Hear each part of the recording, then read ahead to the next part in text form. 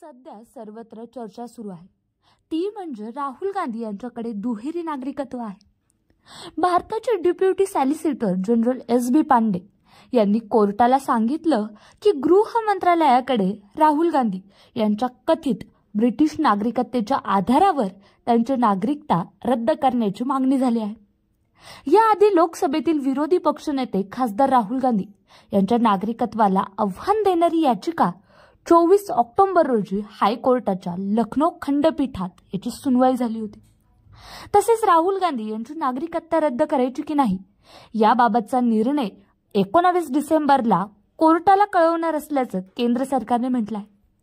पण हे प्रकरण नेमकं सुरू कुठून झालं आणि याबद्दल आपलं भारतीय संविधान काय म्हणतं चला सविस्तरपणे जाणून घेऊया। तर राहुल गांधी हे भारताचे नागरिक नाही, त्यांच्याकडे दुहेरी नागरिकत्व आहे हा वाद सुरू झाला होता तो 2019 मध्ये।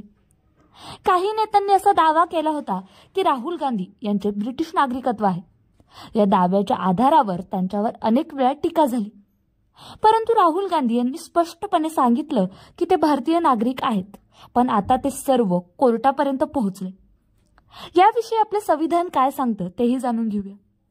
तर भारतीय नागरिकत्व कायदा 1955 च्या कलम 9 नुसार जर कोणतेही भारतीय नागरिक स्वइच्छेने दुसऱ्या देशाचे नागरिकत्व स्वीकार करत असेल तर त्याचे भारतीय नागरिकत्व आपोआप रद्द होईल।